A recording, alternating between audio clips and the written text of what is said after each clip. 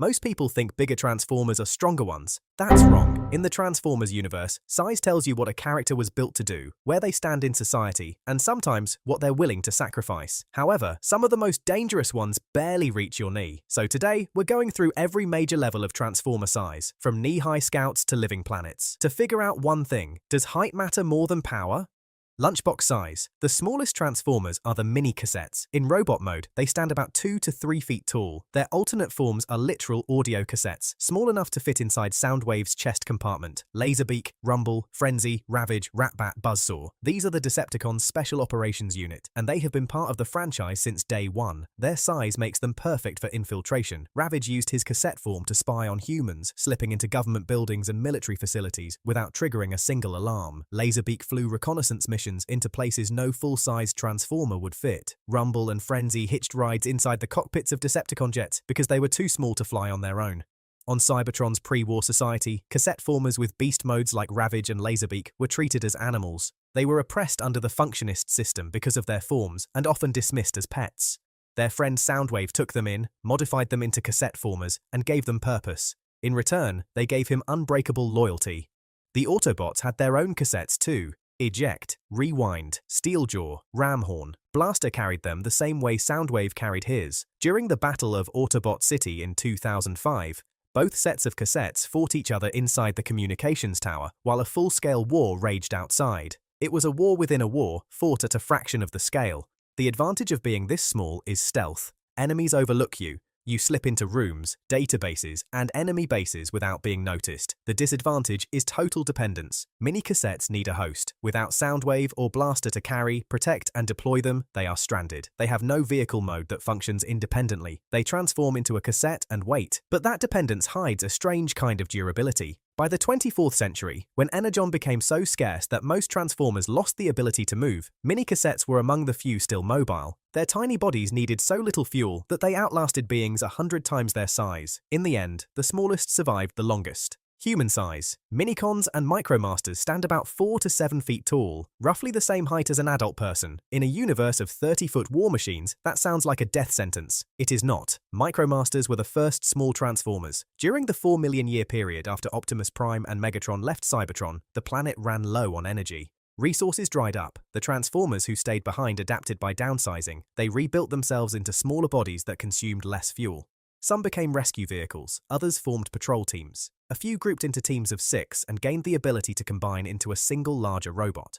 Being small gave them a survival edge during the energy crisis. It also made them useful for diplomacy, since a 6-foot robot is less threatening to alien species than a 60-foot one. Minicons are a separate race. They were born small, not downsized, and they carry a trait that makes them some of the most sought-after beings in the Transformers universe. Minicons overflow with energy and have the ability to power links with a larger Transformer, boosting that Transformer's strength and granting new abilities. The process is physical. A Minicon locks onto a port on the larger Transformer's body, and energy surges through both of them. Weapons fire harder, armor holds longer, reflexes sharpen. Wars have been fought over Minicons. Entire factions tried to capture and hoard them. In some stories, they were the offspring of Unicron, designed to make the Autobot-Decepticon war more destructive so the Chaos God would feed on the death. In others, they were creations of the god Micronus Prime. Either way, their energy output is wildly out of proportion with their bodies. A single Minicon bonded to the right Transformer shifts the balance of an entire battle. The downside is stigma. The word Minicon was used as an insult, a way to call someone timid or worthless. Micromasters faced similar treatment. In one comic, a Micromaster named Stakeout sat under a conference table, unseen, until Grimlock threw the table at a wall. But some Micromasters turned their size into independence. A group led by Hot Rod left Cybertron, settled on another world, and built their own civilization called Planet Micro. By the year 2025, it had become a thriving society with its own defense systems and representatives in the Autobot army. Being small does not mean being dependent. It means being overlooked, and sometimes that is an advantage. 2-story house size. The majority of Transformers stand about 14 to 20 feet tall. This is where you find the average soldier, scout, or civilian. Bumblebee, jazz, sideswipe, barricade, cliff jumper. Most of them turn into cars, motorcycles, small trucks, or helicopters. These transformers do the bulk of the fighting, the scouting, and the infiltrating. Their size makes them fast. Their vehicle modes blend in on alien worlds. On Earth, a transformer that turns into a Camaro draws zero attention. A transformer that turns into a battleship does not have that option. On Cybertron, this size class makes up the working population. Before the Great War, these were the laborers, the merchants, the scholars, and the artists. The Functionist Council assigned roles based on alternate modes. If you transformed into a microscope, you were a scientist. If you transformed into a gun, you were a weapon. No choice. A transformer who turned into a truck hauled cargo for the state until the day his spark went out. A transformer who turned into a data stick filed records. The system treated function as destiny and destiny as permanent. This rigid caste system was one of the root causes of the war. Megatron started his revolution with transformers at this level, the ones who had been stepped on, overlooked, and told their place was fixed. He recruited from the mines, the slums, the gladiatorial arenas where transformers of this size fought for entertainment. They were disposable in the eyes of the Senate. Megatron made them into an army, but this size class has the highest casualty rate. They are small enough to be crushed by combiners, stomped by titans, and thrown around by anything bigger. In every version of the story, characters at this level die in large numbers during major battles. The 2005 Battle of Autobot City killed dozens in a single afternoon. The fall of Cybertron killed millions. Their advantage is speed and numbers. Their weakness is that anything above them on this list outclasses them in a straight fight.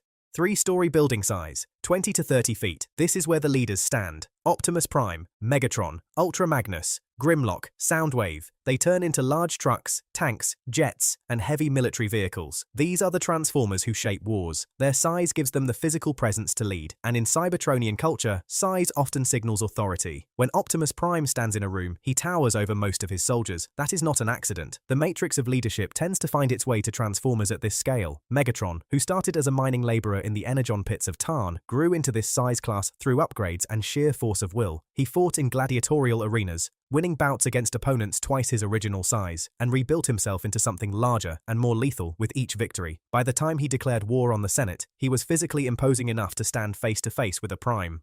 What makes this level distinct is durability.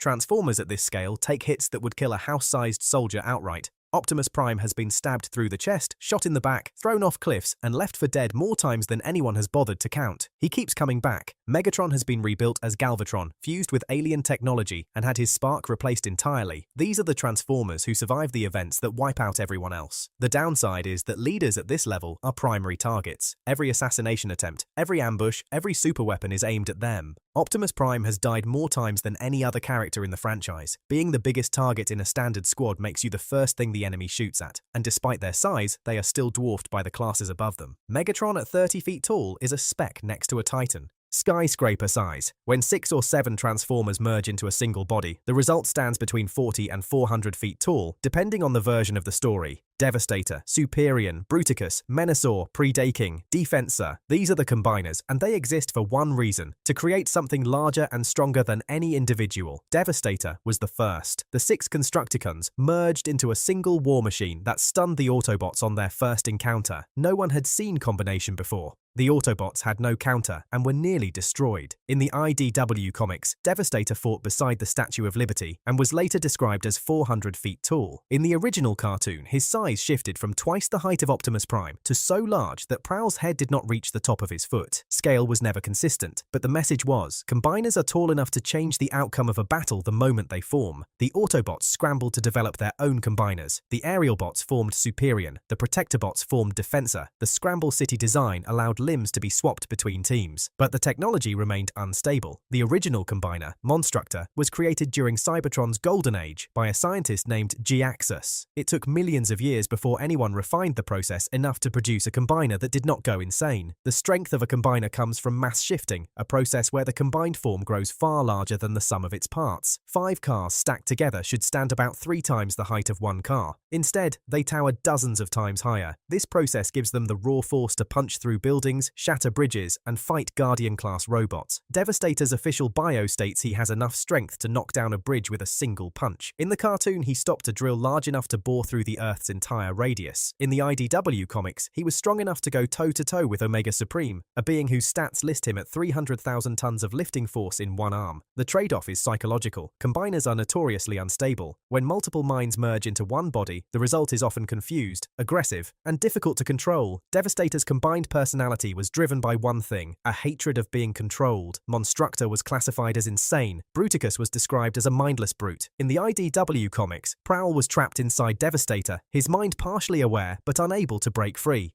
The combined form went rogue, tore Superior in half, and began destroying everything in sight. Ironhide climbed onto Devastator's shoulders and called out to Prowl inside the Gestalt mind, eventually breaking through. Prowl wrestled enough control to force Devastator to tear off his own head, separating the components. That is the risk of combination. You gain size, you lose yourself. Stadium size. Omega Supreme is the best example of this class. Official sources list him at around 12 meters tall, but his true scale shifts between stories. In some depictions, he towers over combiners. In others, he stands only slightly taller. What stays consistent is his role. Guardians are one Transformer armies. Omega Supreme was originally a member of the Guardian robots, ancient protectors assigned to defend Cybertron's most important locations. He guarded Crystal City, the most spectacular city on the planet. His body splits into three components: a rocket, a tank, and a launch base. He served as the Autobots' heavy weapons platform and their interstellar transport. When the Constructicons formed Devastator, Omega Supreme was one of the few Transformers able to match the Combiner in direct combat. In the IDW comics, Omega dragged Devastator out to Liberty Island and blasted him through the chest. In the cartoon, he punched an asteroid in half. Official stats list Omega Supreme as being able to lift 300,000 tons with one arm. The disadvantage is fuel consumption. Guardians burn through energy at a staggering rate. Omega Supreme spent much of the war operating at reduced capacity because there was never enough energon to keep him running at full output. Being massive means being expensive to maintain, and there were never many of them. You do not build a fleet of Omega Supremes, you build one and you deploy it when nothing else works. There is also the emotional cost. Omega Supreme is one of the loneliest characters in the franchise. After his friends the Constructicons were brainwashed and turned into Decepticons, he pursued them for millions of years. His speech became clipped and broken, reduced to short fragmented phrases. He kept fighting, but the war had taken something from him that his size and strength never replaced. Being the biggest does not protect you from loss, it isolates you from everyone who is smaller. City size. Titans are city-sized Cybertronians. Metroplex, the first Titan, stands approximately 800 meters tall. Metra Titan, his counterpart, is estimated at 2 miles. Fortress Maximus reaches about 3 kilometers, or 1.86 miles. Their bodies transform into entire cities or battle fortresses, complete with roads, buildings, defense systems, landing pads, and living quarters for thousands of smaller transformers. Titans are ancient. Legend holds that Metroplex, Chila, and Metra Titan fought alongside Primus himself during the earliest days of the Cybertronian race. They possess super sparks that span multiple planes of existence and share an interconnectedness that links each Titan to the others. They are the only Transformers with a built-in space bridge, allowing them to teleport across vast stretches of space in an instant. During the age of colonization, Titans carried hotspots inside their bodies. They flew to distant worlds, settled, and used those hotspots to birth entire populations of new Transformers. The Titan Cominus colonized a planet this way. Trypticon was another city-sized Transformer, aligned with the Decepticons, who served as a warship and living weapon. In the original cartoon, Trypticon was the Decepticon answer to Metroplex, and the two clashed in battles that leveled everything around them. When Unicron attacked Cybertron in the IDW comics, Trypticon deposited his cargo of unborn sparks planetside before engaging the Chaos God directly. He was killed early in the fight. Metroplex survived, but was left as seemingly the last of his kind. Fortress Maximus was a Mega Master, an artificially built city-sized transformer constructed during later eras for military purposes. He mused that if he had wished to conquer Cybertron or invade other planets, few would have stopped him. That is the kind of threat a city-sized transformer represents, not who would win in a fight, but who on this planet is large enough to even try. The advantage at this scale is total self-sufficiency. A Titan does not need a fleet. A Titan is the fleet, the base, and the colony ship in one. The disadvantage is their obedience protocols. Whoever holds the matrix of leadership commands their loyalty. A Titan with a corrupted master becomes the single most dangerous weapon in existence. When Thunderwing stole the matrix, Metra Titan was forced to recognize him as the Prime and obey his orders. After the War of the Threefold Spark, the Prime named Nominus ordered all new Titan sparks diverted to a secret chamber beneath the surface, kept in stasis forever. He decided the risk of new Titans falling into the wrong hands outweighed the benefit of having them. Those sparks sat forgotten for millions of years. No one came to wake them. Planet size. Unicron and Primus. The two largest beings in the Transformers universe. They are not Transformers in the way the others are. They are gods. Primus is the creator. His body is Cybertron itself. Every mountain, every mine, every city is built on and from his living form. The well of all sparks, where every Transformer's spark originates, sits at his core. The matrix of leadership carries a fragment of his power. Every hotspot, every pulse of Vector Sigma, every newborn spark traces back to Primus. He is dormant in most stories, having exhausted himself in an ancient war against his opposite. According to Cybertronian legend, Primus and Unicron were created at the dawn of the universe by a being called the One. They were meant to explore creation together. Unicron chose to destroy it instead. Their war lasted eons, crossing dimensions and galaxies, until Primus realized he would never defeat Unicron through force alone, so he sealed both of them inside physical forms. Unicron became a planet of metal and hunger, Primus became Cybertron, and from his own body, he created the Transformers to one day finish the war he started. The entire Transformers race lives on his body without most of them ever knowing it. They mine his surface for energon, they build cities on his skin, they wage wars across his face, and he sleeps through all of it, too drained to intervene. Unicron is that opposite, a planet-sized being whose sole purpose is to consume. In the original 1986 film, Unicron devoured entire worlds, swallowing moons and planets whole, before arriving at Cybertron. Official sources list his size as comparable to Jupiter, roughly 140,000 kilometers in diameter. He transforms from a planet into a horned humanoid form of incomprehensible scale. In the film, it took the combined power of the matrix of leadership, opened by Hot Rod inside Unicron's own body, to stop him. Nothing else worked. Fleets were useless, armies were irrelevant, the largest conventional Transformers were insects to him. In the Transformers Prime series, Unicron was revealed to be Earth itself. The planet humans live on was his dormant body. When he began to awaken, volcanic eruptions and natural disasters followed. Megatron, corrupted by dark energon, became a vessel for the Chaos God. Optimus Prime had to sacrifice himself, merging the Allspark and the Matrix with his own spark to drive Unicron back into dormancy and save both worlds. The advantage at this level does not need explanation. A planet-sized being has no natural enemy other than another planet-sized being. The disadvantage is imprisonment. Primus is trapped in the form of Cybertron, unable to move or act without destroying everything built on top of him. Unicron, in many stories, is sealed away, sleeping inside planets, unable to fully awaken without outside help. The largest beings in the Transformers universe are also the most constrained. Their size is their cage. Primus is unable to save his children without crushing them. Unicron is unable to destroy his enemies without first being freed by them. The two gods are locked in a stalemate that has lasted since the beginning of time. Every war, every faction, every Transformer ever built exists inside that stalemate. The smallest mini-cassette and the largest Titan are both pieces on a board set by beings the size of worlds. Size determines what role you play, but every role, from the 2-foot spy to the planet-sized god, has a purpose, and every one of them has a price.